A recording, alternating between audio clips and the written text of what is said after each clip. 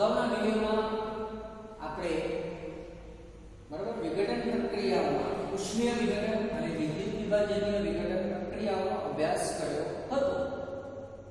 હવે આ વિડિયોની અંદર આપણે પ્રકાશ રાસાયણિક વિઘટન એટલે કે ફોટોન ડીકમ્પોઝિશન પ્રક્રિયાનો અભ્યાસ કરીશું.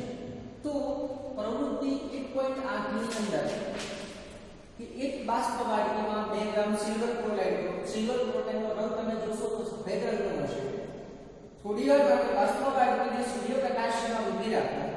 થોડા સમય પછી સિલ્વર ક્લોરાઇડના રંગનું અવલોકન કરતા તમે જોશો કે સફેદ રંગમાંથી તેનું ભૂખરા રંગમાં રંગ પરિવર્તન થાય છે. પ્રક્રિયા સમીકરણ તમે જોઈ શકો છો YAGCl ઘન સ્વરૂપ, સૂર્યપ્રકાશ YCG ઘન સ્વરૂપ અને Cl2 આપણને વાયુ સ્વરૂપે પ્રાપ્ત થાય છે.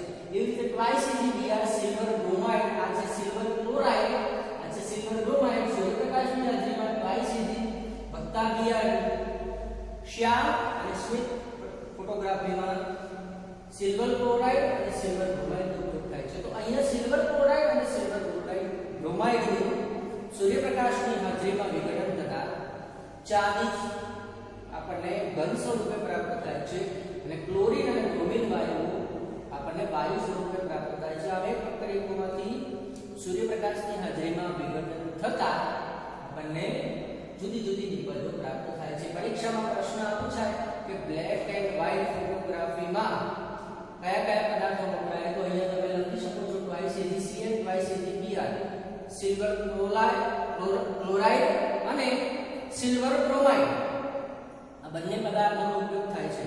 તો વિઘટન પ્રક્રિયામાં તમે શીખ્યા કે પ્રક્રિયકોના બરાબર વિઘટન પ્રક્રિયામાં પ્રક્રિયકોના અણુઓને તોડવા માટે ઉષ્મા, વિદ્યુત કે સૂર્યપ્રકાશનો ઉપયોગ થાય છે અને નવા અણુ કે પરમાણુ ધરાવતી નિપજોનું નિર્માણ થાય છે.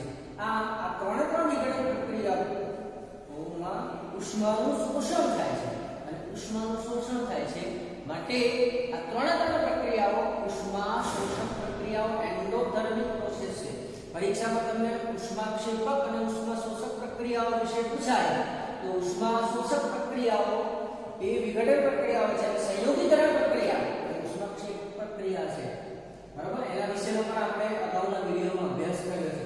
તો આના આધારે તમે ઉષ્મા શોષક અને ઉષ્માક્ષેપક પ્રક્રિયાની વ્યાખ્યા આપીને બરાબર તેનું તફાવત સ્વરૂપે પણ લખી શકો છો.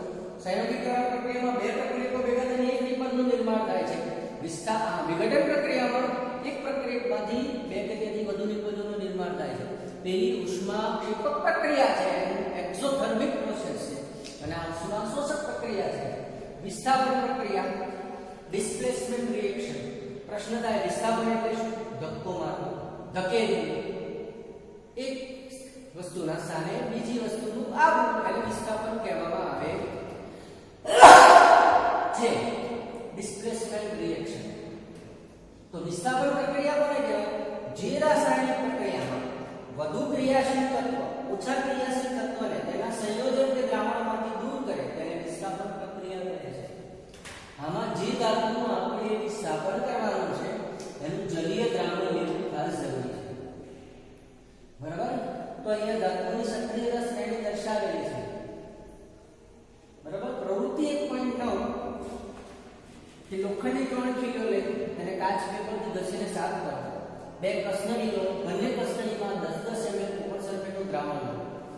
3 ખીલીઓ જે લીધી છે એમાંથી 2 ખીલીઓને તમે દોરી વડે બાંધી દો અને એક ખીલીને અલગ રાખો. બરાબર, અને 2 ખીલીઓને 20 થી 25 મિનિટ સુધી કોપર સલ્ફેટના દ્રાવણમાં ડુબાડી રાખો. તમે જોઈ શકો છો થોડા સમય બાદ શું થશે? જે ખીલીઓ છે એની ઉપર કથ્થાઈ રંગનું સ્તર બાજી જશે. બરાબર, ખીલીઓ કથ્થાઈ રંગની બની જશે. તો એ કથ્થાઈ રંગની બની જશે અને કોપર સલ્ફેટનું દ્રાવણ જે છે એ પણ ભૂરામાંથી લીલા રંગનું બની જશે. તો આયર્નની ખીલીઓને કોપર સલ્ફેટના દ્રાવણમાં ડુબાડતા ખીલીઓ કથ્થાઈ રંગની બનશે અને દ્રાવણનો ભૂરો રંગ લીલો બનશે. શા માટે? કેમ કે કોપર સલ્ફેટ જ્યારે પાણીમાં જલીય દ્રાવણ બનાવો ત્યારે કોપરના Cu+2SO4 - 2 કોપર એ દ્રાવણની અંદર જાય છે જેથી એનો ભૂરો રંગ દૂર થાય છે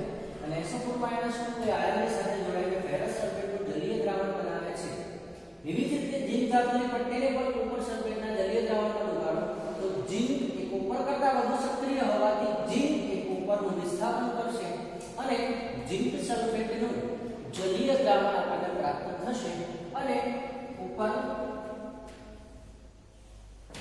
બરાબર કોપર એ છૂટો પડશે ઘન સ્વરૂપે. ઓકે, તો એવી રીતે લેડ ધાતુની પટ્ટીને કોપર ક્લોરાઇડના જલીય દ્રાવણ તો લેડ એ કોપર કરતાં વધુ સક્રિય છે. લેડ એ કોપરનું વિસ્થાપન કરશે અને લેડ ક્લોરાઇડનું જલીય દ્રાવણ આપણને પ્રાપ્ત થશે અને કોપર દ્રાવણમાં છૂટું પડશે. ઝિંક ધાતુની પટ્ટીને સિલ્વર નાઇટ્રેટ AgNO3 હવે ઝિંક બરાબર એ Ag કરતાં વધુ સક્રિય છે તો એ Ag નું વિસ્થાપન કરશે ચાંદીનું સિલ્વરનું અને NO3 સાથે સંયોજાયેલ ઝિંક નાઇટ્રેટ ZnNO3 ટ્વાઇસ નું જલીય દ્રાવણ બનાવશે અને ચાંદી છૂટી પડશે. આ બરાબર વધુ ક્રિયાશીલ તત્વ ઓછા ક્રિયાશીલ તત્વને તેના જલીય દ્રાવણમાંથી વિસ્થાપિત કરે છે. આ પ્રક્રિયાને વિસ્થાપન પ્રક્રિયા કહે છે. તમને મારો વિડિયો જરૂરથી ગમ્યો હશે. ગમ્યો હોય તો લાઈક અને શેર બટન પર ક્લિક કરજો જેથી વધુ વિદ્યાર્થીઓને આના વિશે માહિતી પ્રાપ્ત થાય. દરેક વિદ્યાર્થીને મારા જય મહારાજ.